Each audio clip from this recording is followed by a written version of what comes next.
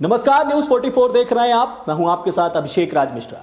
Supreme court का केंद्र सरकार से बड़ा सवाल पूछा है। सवालों में सुप्रीम कोर्ट ने पूछा है कि दिल्ली में क्यों है एक निर्वाचित सरकार। जब सारे फैसले केंद्र को ही लेना है तो क्यों है निर्वाचित सरकार।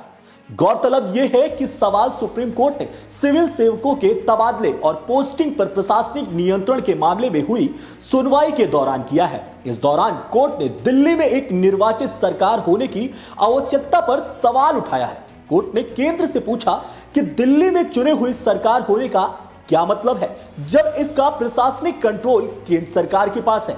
सीजीआई चंद्रचूड़ की अध्यक्षता वाली 5 जजों की संविधान पीठ ने सेवाओं के नियंत्रण पर केंद्र और दिल्ली सरकार के विवाद पर गुरुवार को तीसरे दिन सुनवाई की। इस दौरान सॉलिसिटर जनरल तुषार मेहता ने कहा कि दिल्ली जैसा केंद्र शासित प्रदेश संघ का एक विस्तार है, जिसे केंद्र सरकार अपने अधिकारों के जरिए प्रशासित करती है। इस पर कोर्ट ने पूछा कि अगर दिल्ली में सब कुछ केंद्र के इशारे पर चल रहा है तो एक चुनी हुई सरकार का क्या फायदा है।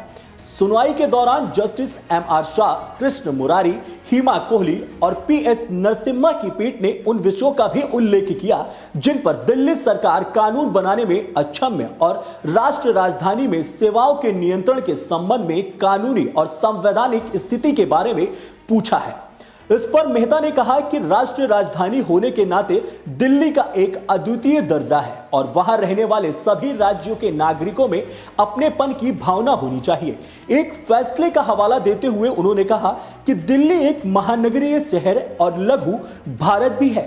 वहीं पीठ ने पूछा, अगर संसद के पास कुछ क्षेत्रों पर विधायी नियंत्रण है तो दिल्ली सरकार की कार्यकारी शक्तियों के बारे में क्या होना चाहिए।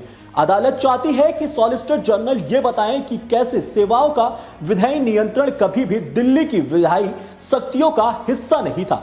सॉलिसिटर जनरल ने कहा कि कुछ अधिकार साझा हैं और अधिकारों का फंक्शनल कंट्रोल हमेशा स्थानीय रूप से निर्वाचित सरकार के पास ही रहेगा। उन्होंने कहा कि यदि कोई अधिकारी अपनी भूमिका को इच्छा अनुसार नहीं निभा रहा है तो दिल्ली सरकार के पास उसे ट्रांसफर करने और किसी और को नियुक्ति करने की कोई भी पावर नहीं होगी। पीठ ने कहा कि क्या आप कह सकते हैं कि उनके पास कोई अधिकार क्षेत्र नहीं रहेगा जहां उन्हें तैनात किया जाना चाहिए। कानून अधिकार ने दिल्ली की स्थिति को राष्ट्रीय राजधानी के रूप में संदर्भित किया और पुष्टि के लिए उदाहरण दिए कि केंद्र को सेवाओं की नियंत्रण करने की आवश्यकता क्यों है। मान लीजिए कि केंद्र सरकार एक अधिकारी को पोस्ट करती है और दिल्ली सरकार की एक नीति के अनुसार वे दूसरे राज्य के साथ असहयोग करने लगता है तो समस्या होगी। इसके अलावा जब भी किसी अधिकारी के संबंध में अनुरोध किया जाता है तो उपराज्यपाल कार्यवाही करते हैं। उन्होंने कहा कि पावर केंद्र सरकार के पास है। अखिल भारतीय अधिनियम और यूपीएससी द्वारा आयोजित परीक्षाओं के माध्यम से उनकी नियुक्ति की जाती है। उन्होंने कहा कि केंद्र शासित प्रदेश के लिए कोई अलग कैडर नहीं है। जहां तक दिल्ली प्रशासन का सवाल है तो वे 3 स्तरों में है। अखिल भारतीय सेवाएं, दनिक्स और दनिप्स और दास शामिल है।